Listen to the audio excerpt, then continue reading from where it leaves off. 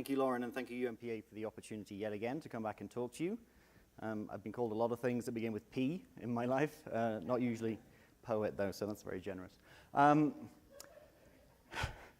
So I was given the title this year of Evolution of the Global Market, which is a great topic to have because you can take it in a million different directions. The tricky thing is where to start and then also what to leave out. So if you think about the market from a regulatory perspective, we've got very neat little buckets, right?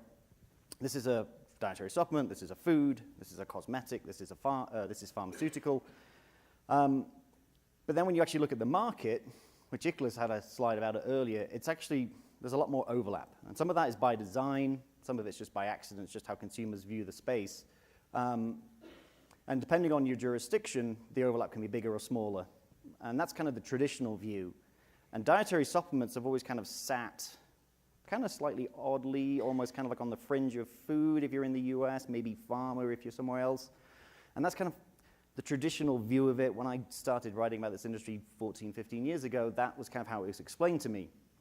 But I think if you look at the market now, with the rapid advances that we're having in technology, the advances that we're seeing in nutrition, our understanding of nutrition, genomics, the microbiome, but then also the speed at which the information and these ideas are being spread around the world, it's kind of disrupted everything, right? And then you've got all these young people coming into the space with different ideas, viewing the space differently, not constrained by the same kind of ideas that have been out there previously. And what it looks like more to me is like you put drops of paint on a page and then your 2-year-old comes on and goes, like that. And so this was a slightly contrived way of me showing off my son's artwork. But this is kind of how I view it right now. It's like the more you look at it, you're like, well, I'm not quite sure what starts where, how it all fits together anymore. There's a lot of like flowing between all this stuff, and I think it's fascinating. And then the regulatory guys are just trying to figure out how they keep up with all this. And when you actually look at kind of where dietary supplements sit, they used to kind of sit slightly oddly here. I think that's all rotated, and now supplements and nutrition in particular sit right in the middle. And everything kind of like shoots into it now because people are finally appreciating the value of all this. And you look at some of the companies that are coming into this space, like what Lauren talked about earlier in terms of who owns the industry.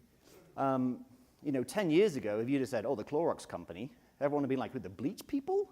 You're like, yeah, they bought Renew Life.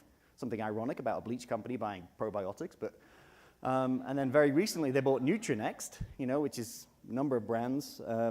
Rainbow Light and NeoCell are probably the most obvious one. And then Reckitt Benckiser, 10 years ago, you'd have been like, who, the Durex condom people? You're like, yeah. They went in big on Schiff, and they got Airborne and Mega Red and some other brands. And then last summer, they bought Mead Johnson Nutritionals. And then Nestle, it's a big food company. And you can say Nestle have always been interested in nutrition. That's fair enough. That's a fair point. And they have dabbled in supplements before. They had that pretty failed effort that they did with L'Oreal a couple of years ago with Ineov, like the Beauty From Within supplement that just bombed. But then last year, late last year, they sold off their US confectionery business and they spent $2.3 billion on Atrium Innovations, which gave them Garden Alive, Pure Encapsulations, Douglas, and all those other brands. Like that's pure supplements right there. And then if you look at DSM, DSM is such a vital part of this industry right now. If you go to a trade show, DSM's huge, right? If you go to a trade show that doesn't have DSM, everyone's like, oh my God, DSM's not here. What's going on? But, you think about it, 20 odd years ago, they were a chemical company. They made pigments for paints and stuff, and they still do probably. But, the investment that they've thrown into nutrition because they've seen the value of it, big investments. They started off with Martech, Ocean Nutrition Canada. But if you look at what they're doing on the venturing side, the companies that they're putting their money into right now, it's really fascinating. So Tespo is one of these like tabletop machines. We talked about it last year. It's a little disc on top, moves around every day, gives you a little shot of a premix into a liquid, and you drink it. I think Megafood are working with them as well.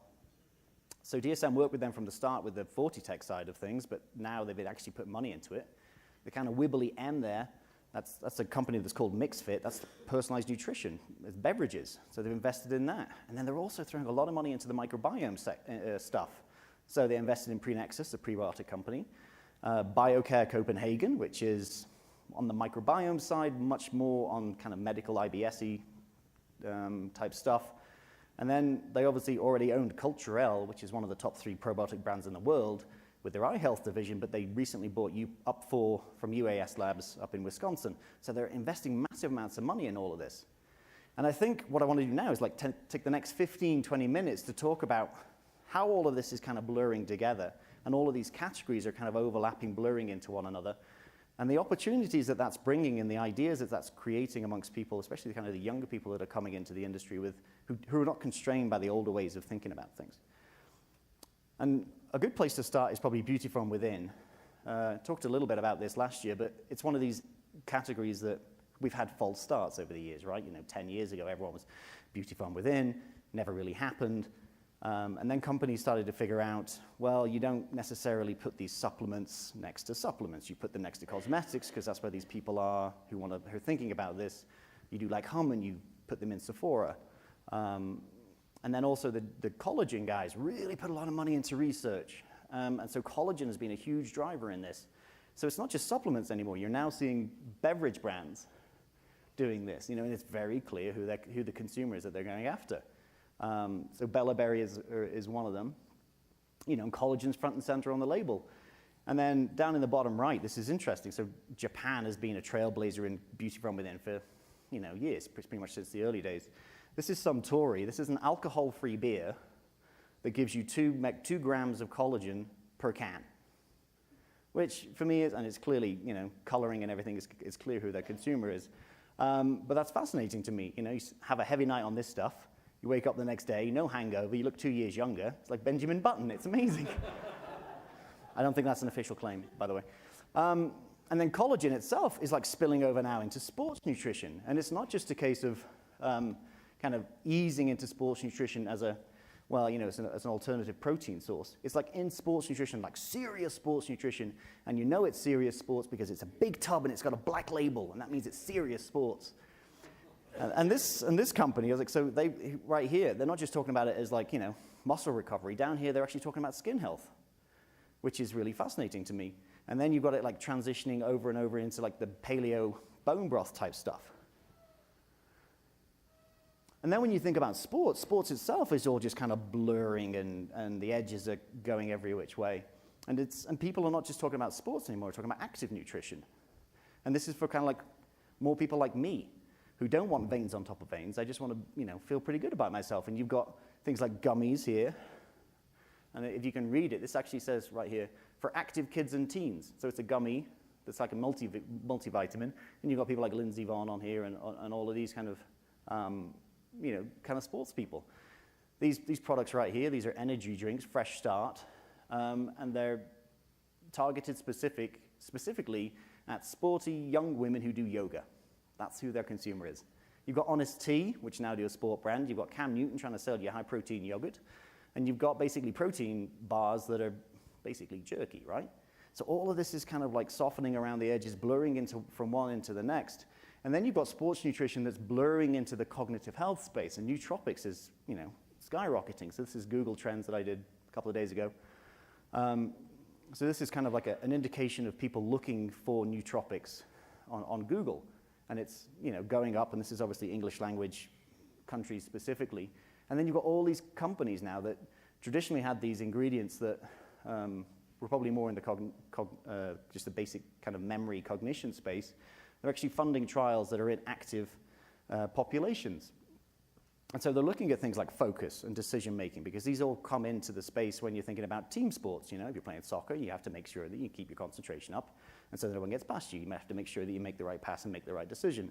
So even like Chemin, for example, with the Numentic stuff, for those of you who were at, I think it was Supply Side last year, they had this really fancy setup on their booth. It's got a fancy like Japanese name, but it's basically this small area, and in each corner you have posts that have different lights that go on at different points on the thing, and you have to kind of watch and hit, and if it goes red, you don't hit it, so you like constantly make decisions. And they've done studies on this, and it's fascinating, and I did okay when I did it.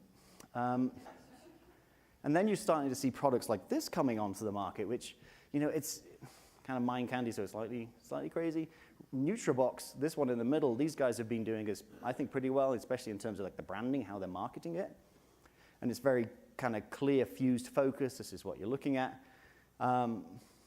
These guys, Pinpoint, this is an Australian brand.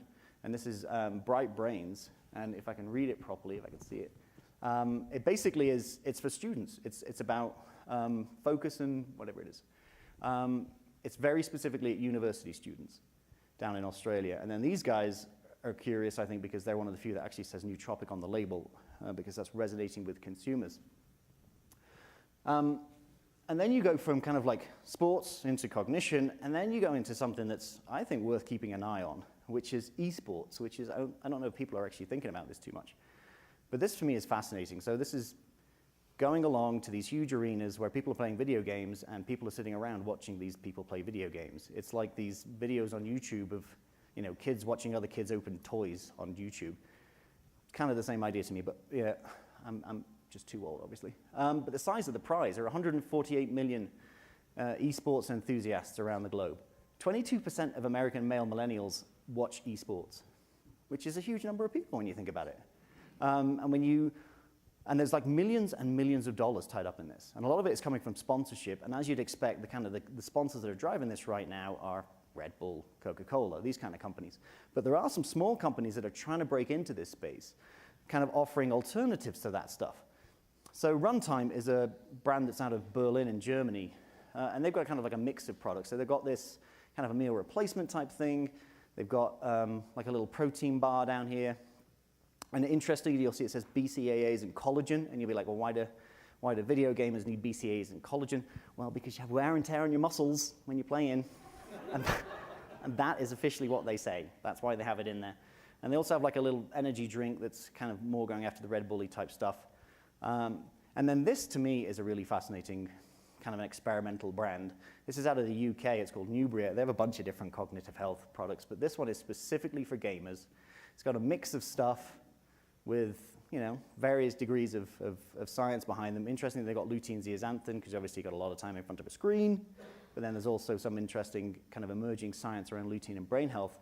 What's interesting about this one from a packaging perspective is it actually comes and it looks like a video game. So you open it, and inside is your supplement, and it kind of comes in a foil Ziploc thing, and you open it, and you take your supplement out. So it's people playing around with this, and I think, from my perspective, it's like, this is really interesting stuff. So before, I want to shift gears a little bit. Before we talked about, you know, all of these companies that are coming into the supplement space and looking to supplements as kind of like, how do we build out the business, diversify the portfolio, and obviously supplements and nutrition is a huge growth area for them. But then, what are some of the companies that are already in, like, you know, the kind of historical supplement companies? How are they reacting to all of this? And a really interesting example, I think, comes out of Australia, which is Blackmore's biggest brand in Australia. I'm sure you all know them. They recently changed CEOs, and my colleague Gary over in Asia sat down with the new CEO late last year. And I think this quote is really interesting, because he says, you know, this is a fast-moving and dynamic industry. We have a lot of product development work going on, so we certainly won't be standing still in that regard. But a big part of the strategy is to look at how we can build a bigger ecosystem beyond pills and bottles.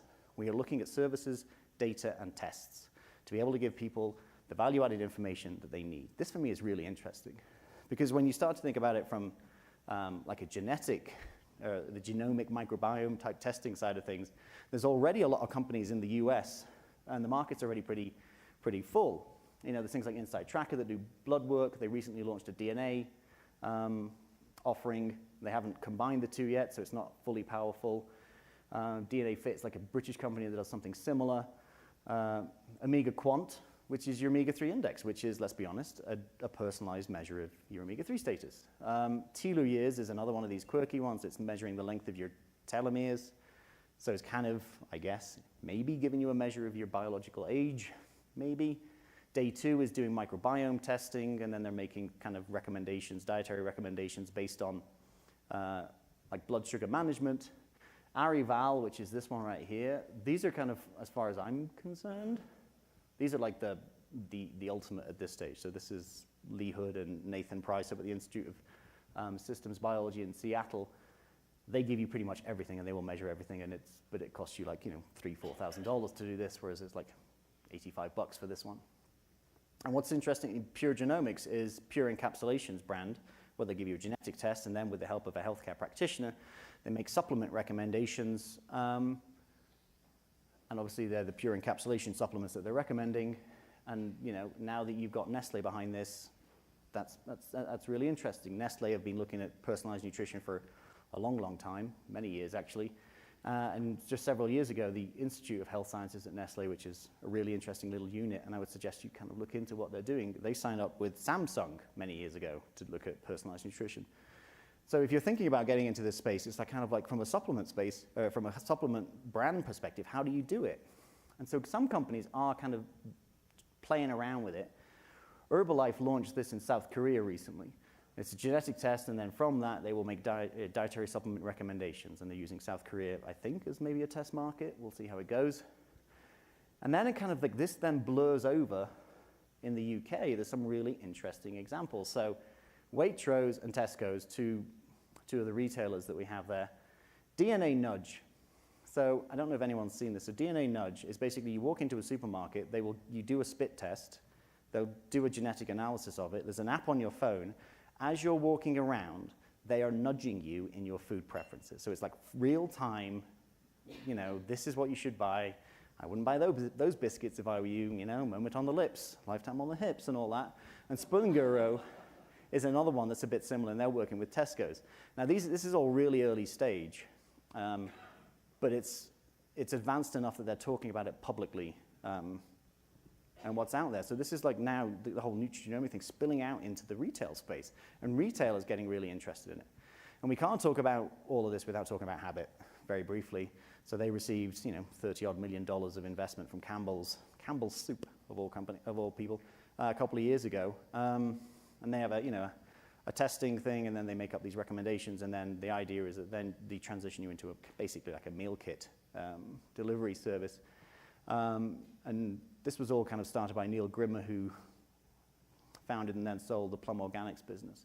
And my colleague, Elaine Watson, sat down with him not too long ago, a couple of weeks ago, in fact, and he talked about how they're pulling back from the meal kit thing because they want to figure out what's exactly going on with the testing and all that. But, Campbell's put 30-odd million into this. They're not going to walk away, and they're going to make it work somehow. And then when you kind of dig down more into this, another one, personalized supplements. These guys came out last year. I mentioned them very, very briefly, but it was brand new at that point. This is a spin-out from MIT. They've got IP around this. They've got peer-reviewed journal publications in pretty solid journals about this. And what they're doing is they're using pharmaceutical-grade polymers, like hydroxypropyl cellulose and stuff like that, and they will 3D print the supplements that you want based on a pretty limited ingredient list, to be fair. I'm not quite sure how they make that work from a GMP perspective, which may also explain why they were supposed to launch last October, and as of today, they're still only available pre-order. But I think it's still fascinating that we've got companies out there that are 3D printing. And then I want to kind of move into the microbiome, because this is where everything just goes every which way, right? Because there's some really interesting stuff when you look at the microbiome and sports nutrition, and we're kind of on not even the tip of the iceberg, we're kind of on the tip of the iceberg at this point. So there's a spin out from Harvard University, the Weiss Institute at Harvard University, and they've called the company Prebiotics, and they're basically looking at the microbiome of elite athletes, because if you look at the data that's out there, most of it's actually come out of Ireland, and they've looked at like elite rugby players in Ireland. And what they find is that these elite athletes have far more diverse and resilient microbiomes than normal people. So then they're kind of saying, well, there's stuff in there that you don't see in a normal person, so can we mine this for these probiotics? And what they're hoping to do is kind of come out with this range of products that maybe will ultimately, from the inside, help you become more athletic. I don't know, but a little bit of shameless self-publicity. We have the CEO of Prebiotics speaking at our Probiotics America event next month. So personalization is one of the themes that we'll run through that event. So yeah, if you're interested, we'd love to see you there. And then just this week, I think it was, there's this company that was announced. I don't know too much about them. I'm just putting it up there as a watch this space. They're called Thrive with a Y, because there already is a Thrive Probiotics with an I. And they're basically taking a microbiome test and then telling you, well, you probably should have this probiotic, you probably have this bacteria in there. And so they're kind of formulating, in theory, personalized probiotics for you. We'll see how that one works out. I don't know too much about them, but just mentioning it. And when you look at the microbiome, in terms of what it does, and probiotics and prebiotics, it's every which way, right? Because it's not just about digestive health anymore. Women's health is one of these huge growth areas. And Culturelle, just a couple of weeks ago, launched this product that's digestive health, but then women's health, and it's a mix of these different strains. Immune support, we've been talking about it for several years. Blood sugar management is really interesting. Weight management, DuPont have poured significant money into their How Are You Shape brand that has clinical trial behind it. Bliss down in New Zealand have done stuff in oral care. Skin health, you've got a lot of the big cosmetic companies, that are investing in this space, not necessarily probiotics, but microbiome. Cardiovascular health, there's a couple of brands out there that have pretty solid science behind them. And now people are even talking about, well, what's beyond like lactobacillus and bifidobacteria? And then you're kind of getting into this maybe slightly weird crossover between food and pharma, because some of the strains in here, I think it's going to be very difficult to get them through a regulatory process for actual food-grade probiotic, because you're talking about some of these strains like Clostridia, even E. coli. Not all E. coli are bad, some E. coli are actually good for you. But I'm sorry, it's going to be very difficult to tell a consumer that E. coli, this E. coli is good for you. They'll be like, what, weight management? Because that's about the only benefit I can see. So that's going to be a challenge. And then prebiotics, we always kind of thought about, prebiotics was like, oh, fibers, throw them out there. They're kind of out there, but they're teeny tiny. But this is an area that I think is going to explode. So Len's probably well poised to take advantage of this. ISAP, the International Scientific Association of Prebiotics and Probiotics, they expanded the definition last year. So it's no longer just about, non-digestible carbohydrates that selectively promote the blah, blah, blah, blah. And they've made it so that it moves well beyond these carbohydrate-based inulin type, or the fructooligosaccharides, the galactooligosaccharides. And now that you're looking at polyphenols as a potential prebiotic. Omega-3s, polyunsaturated fatty acids, human milk oligosaccharides, which are things that you're getting from breast milk. And there's really interesting science going on there, particularly around 2-fucosal lactose, which is one specific human milk oligosaccharide that's got a lot of investment and research going into it, particularly by people like Abbott, as you would expect from an infant nutrition perspective. Friesland Campina just this week got EU novel foods approval and GRAS, no objection from the FDA for use of 2FL in infant formula. And then Glycom is a Danish company that's actually looking for 2FL in adults, which I'm not quite sure how that goes. And then you're getting really to the fringes on this one, because you've got Deerland Enzymes that put in a patent, or had a patent approved by the US Patent Trademark Office for a bacteriophage. So basically they're saying it's prebiotic. It boosts the growth of beneficial bacteria by taking out the bad guys. We'll see how that goes. And then I just included this because this is a spin-out company from Lund University in Sweden, and they're looking at personalized prebiotics, which I'm not quite sure how that works, but we'll keep an eye on them. And then the gut-brain axis is where you go from nutrition into, I don't know, psychiatry, psychology, all kinds of stuff. And there's loads of data now coming out that, the state of your microbiome can have impacts on depression, anxiety, schizophrenia, even some really interesting stuff on like autism. And I think there's an article that's in Scientific American this week where they're looking at the impact of the microbiome on Parkinson's. So it's just going every which way. And one area that I think that's worth looking at from our kind of perspective as a dietary supplement industry is sleep. So I'm going to get onto the wider sleep category in another slide, but obviously, a healthy gut, if you feel all right in your guts, you're probably going to sleep pretty well. And so there is some data out there, a couple of clinical trials at this point, that have looked at actual, like a probiotic or a prebiotic in these products. But there's also kind of observational stuff that shows that if you've got jet lag or you do a lot of shift work, your microbiome is disrupted by all of this because you're out of whack with where you should be naturally. And so that then brings us on to the wider sleep category, which is really interesting because people have finally kind of got over the 1980s of, I'll sleep when I'll die, it's fine. And we now take sleep very seriously, which is good because insomnia is, it's a serious problem for a lot of people. And so the kind of the sleep aid category has boomed in the last couple of years. It's dominated by ZzzQuil, which is Vicks, which is P&G. But people are increasingly looking for natural solutions, right? So they're looking at the melatonin, valerian types, and a number of companies this year at Expo actually launched products that were in this space. Twin Lab was one of them with this kind of the nightly one, and Dreamery type stuff. They've been working with a guy called Michael Bruce, who's also known as the sleep doctor, and they've got products coming out later this year that kind of have a microbiome component to it. So it'll be interesting to see what they are. And then you've got, like gummies, you've got teas, you've even got, in the hardcore sports, you've got Crash, which allows you to sleep well and shred at the same time. I don't know how that works, but that's just some of the products that are out there. And what's interesting to me is that this category is dominated, like I said, with ZzzQuil. And guess what happened not that long ago, like within the last week? ZzzQuil launched a dietary supplement using melatonin and chamomile and lavender, I think it is. So I think that pretty much serves my purpose of illustrating that point. And then when we go from sleep, we kind of drift naturally into healthy aging. And I love this quote: the idea is to die young as late as possible. We ran a survey on NutraIngredients USA not that long ago, and one of the questions we asked was which of these categories will see the greatest growth in 2018. And it wasn't like a rank 1, 2, 3, 4, 5, it was pick one. And healthy aging came out with the most votes, which for me was always a bit of a funny one. Like, people are really interested in healthy aging right now. It's just a healthy aging product. I always kind of feel like if all of the products we're making supposedly have a health benefit, isn't it all healthy aging at that point? Like, I don't understand why this is a separate category for people, but people are really interested in this.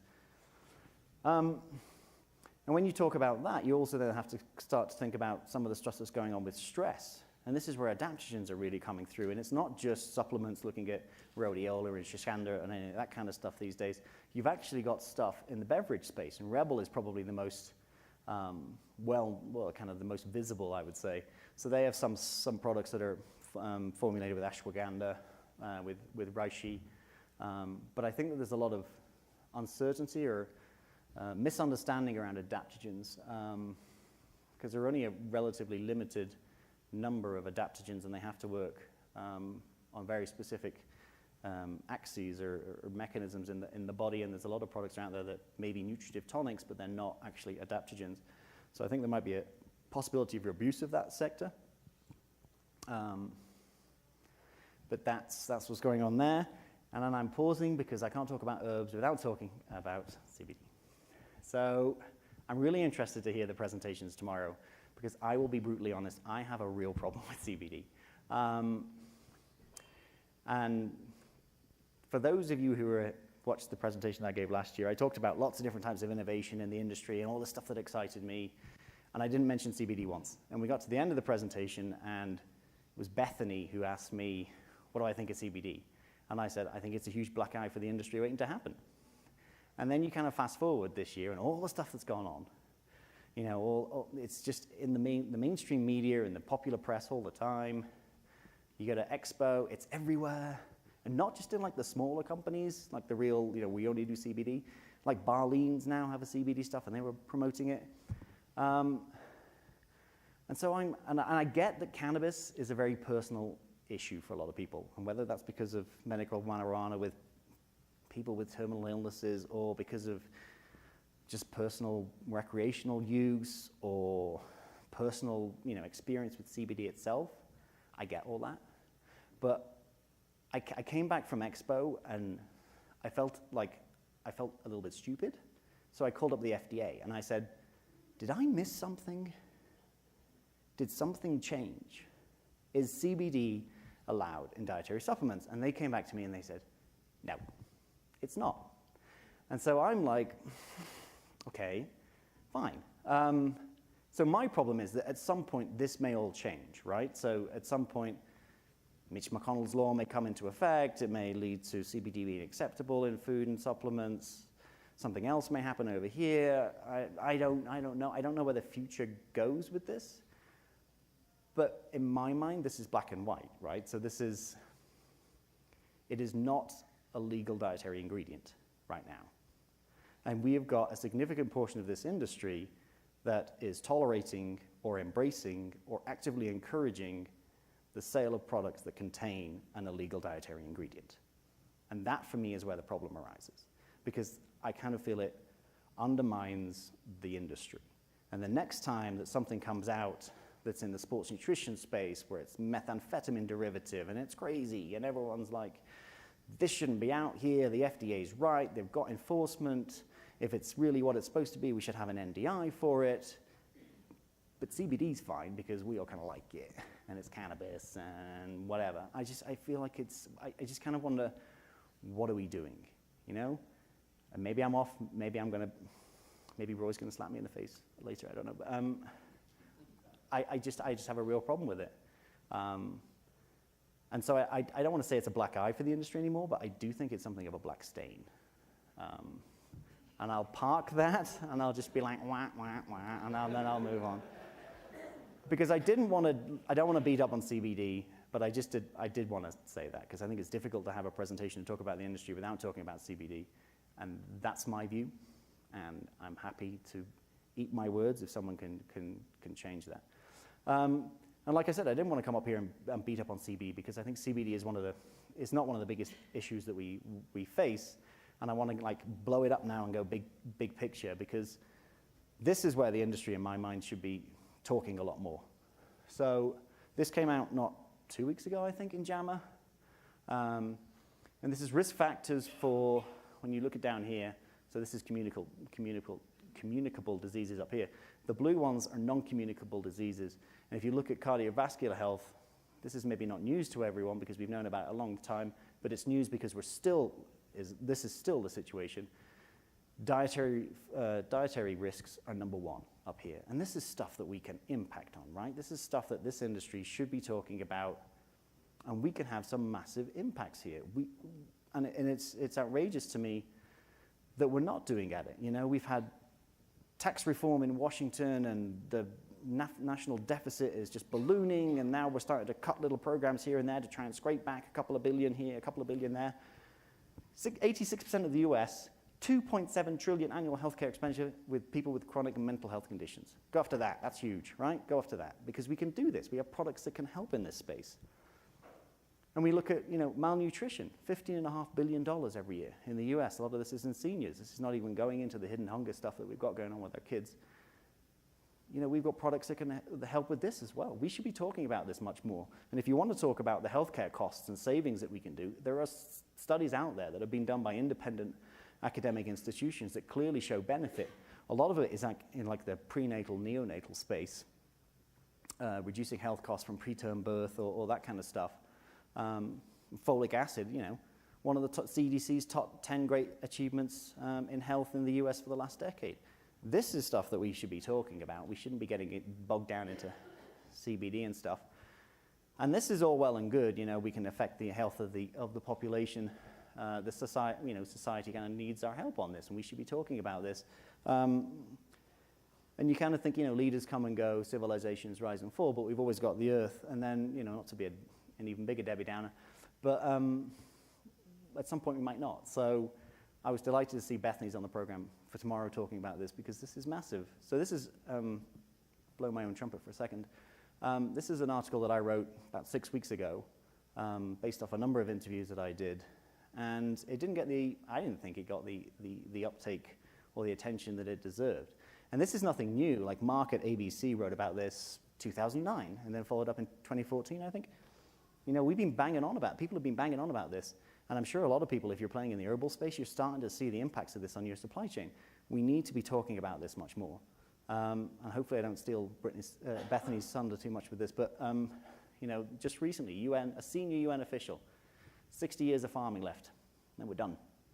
This for me is terrifying. So as the father of a 2-year-old taking it all the way back to the start, this is scary stuff, and this is stuff that we, as the natural products industry, should be driving. And for the companies that are, I applaud you. For those of you who are not doing it yet, we need to. So then bring it all the way back to the start and the evolution of the global market. We can talk about how the global market is evolving, but we also need to talk about how we as companies and individuals that play in this space need to evolve. Because the old way has served us well for many years. I think there's opportunities to do it a different way now, and it needs to change. But there's still opportunities to make a lot of money, and that's all I got for you. So I'm done. All right. We got time for questions? Okay. I didn't think I'd get through it fast enough. But.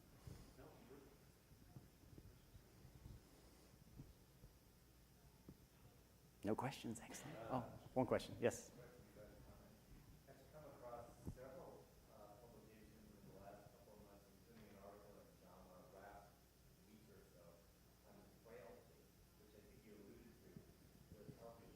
Mm-hmm. And it was talking about the relationship between frailty and nutrition.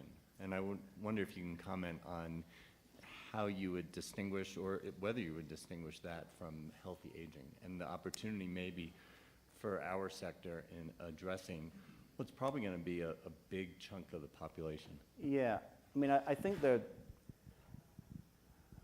are separate in my mind.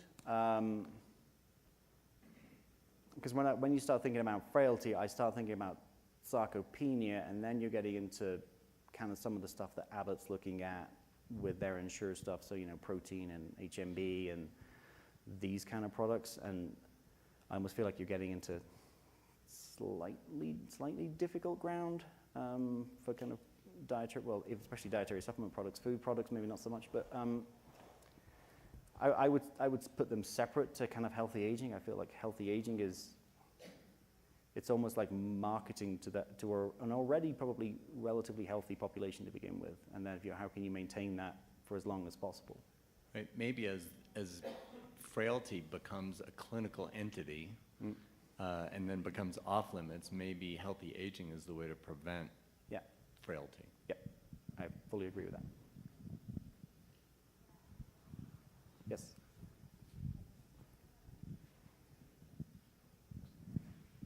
That's right. He wants to boom it out.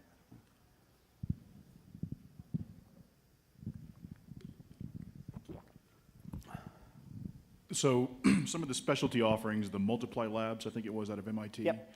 How scalable do you see some of these offerings? That's the big question. I struggle to see how they can scale it to mass. I think it'll stay niche. I wonder how they'll probably, if it was me, I don't know. I can't speak for them, but if it was me, I would go after the elite athlete population to begin with, right? Because, okay, you're mining from other elite athletes, but when in some of these sports where you're talking about fractions of a second that make a big difference, I would imagine you've got a very receptive audience there of this could help you with those tiny things. Then making it mass as some kind of, I don't know quite how you would market that. I honestly don't know. I don't know if they're going to come out with just a range of supplements or just be like, you know, this is based on Tiger Woods' microbiome. Not at the time of his arrest. Since then. I honestly don't know. But I would imagine at Probiotics Americas in Miami, we'll find out the answer. So, I don't know.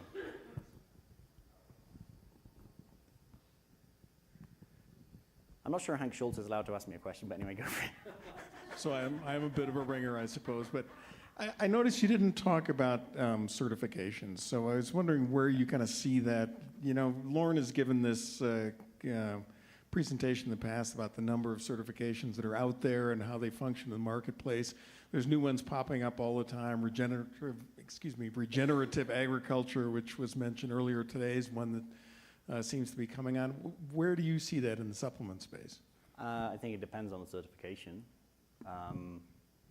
So like when you start looking at like the certified for sport type stuff, I think they're a huge help, and when you see a professional football player come out and fail a doping test and blame a supplement, I almost feel like you've got no excuse. It's like, you know, we know which of these products are safe and which of them are not.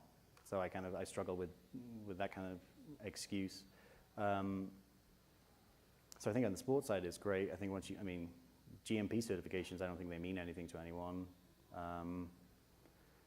The regenerative stuff, it's like we did in the poll earlier. Like I don't know that people know about it. And if you talk to, Cliff Bar, which I spoke to them not that long ago, they're watching regenerative agriculture. They're really interested in it. They want to get behind it. But as of right now, they're just really focused on organic because they think that that is where they can have the biggest impact with consumers. So I think it depends on the certification.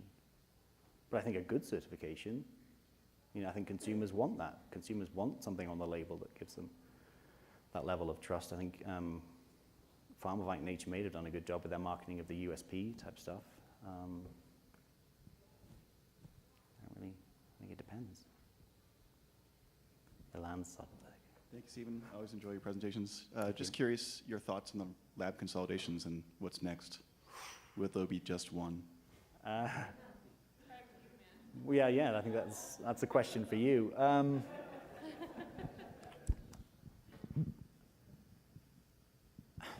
mean, it's consolidation in any industry. I don't think it's necessarily a specific thing to the lab space. There's always going to be big, and I think there's always going to be small. You could kind of look at it in the publishing space. There's big and small, right? I think it's ultimately, if you're doing it properly and people can trust you, then the whole industry wins. If we've got good resources out there. But yeah, I think that is. I don't know if you want to share something with us right now, but okay. We good? Thank you.